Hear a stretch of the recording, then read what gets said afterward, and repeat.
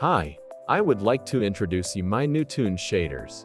We will be using this nice Elsa card, made by Immortal. Our character is using head type 2, so we can change it to Toon head type 02. Now, we have slightly different look, that's because Toon head has a flat normals, which works better with the Toon shading. Alright, now we will be changing the head and body shaders. I have two types of head and body shaders. One is more smooth and artistic, and the other is more cartoonish. For this character, we will be using the regular smooth preset. Now, we're going to change the body shader.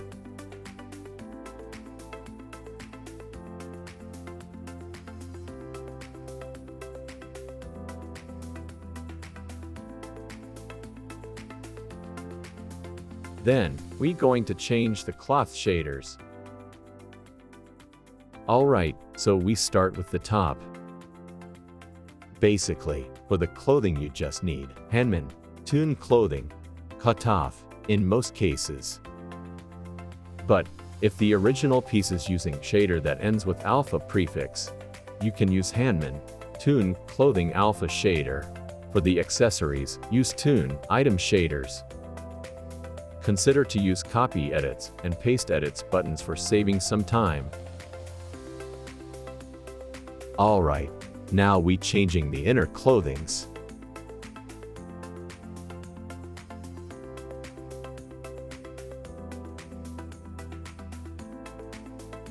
Good, now we need to change the hair shader. By default the hair smoothness is very low, so I changed this to maximum. The hair has 4 versions. First is Alpha Blend, which I don't recommend to use because of the sorting issues. The second is Cutoff Outline version, which I will be using for this character, because it's working best with the solid meshes. The last 2 versions are there. They're working better for the ordinary hairs, but we talk about this later. Okay, now let's dive deeper into the actual settings. For the better cartoon feel, I recommend to change some normal matte properties. Let's lower the detail scale, bump scale and highlight normal blend properties.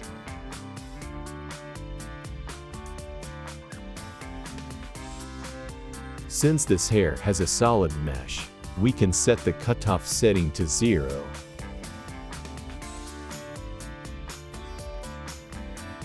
Take a look at the other highlight settings. You can adjust the strength, position, and the rotations of the highlights.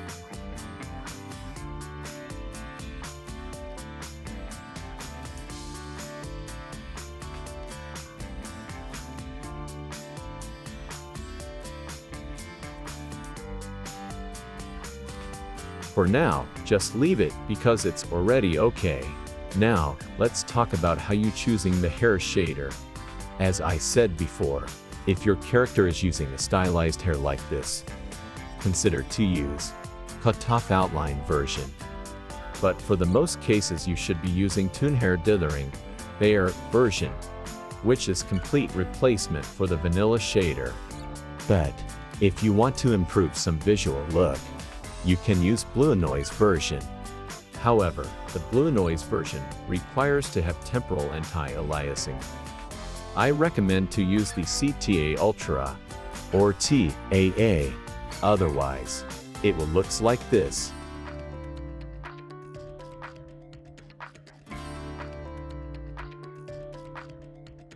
Another new feature is back this color.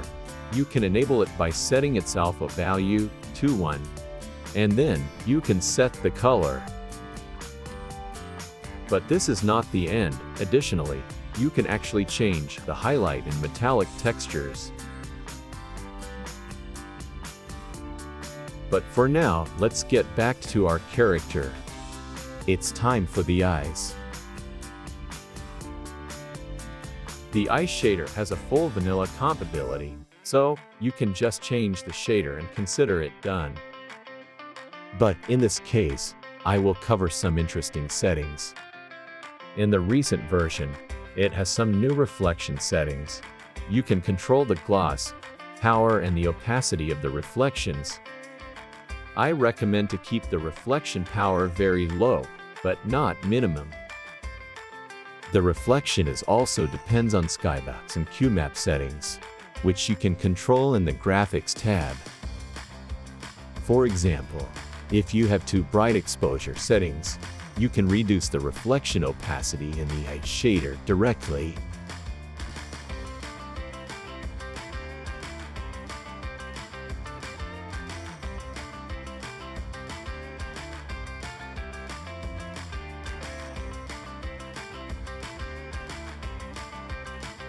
If you want to use the vanilla highlights, just set the smoothness property to 1, and then choose the vanilla highlight texture.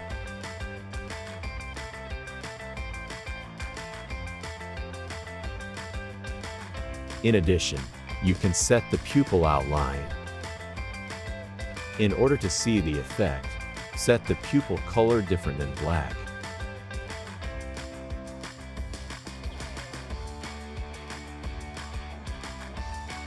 The outline will preserve the pupil shape.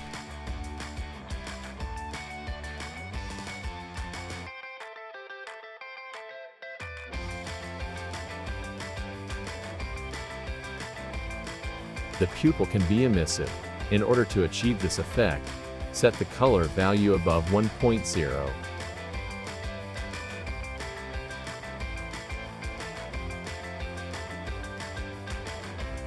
The main reflection depends on the strongest directional light source.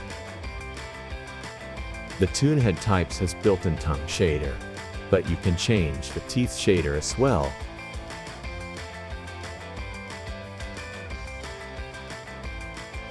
That was all main settings I wanted to cover in this tutorial, so have fun, and thank you for the support.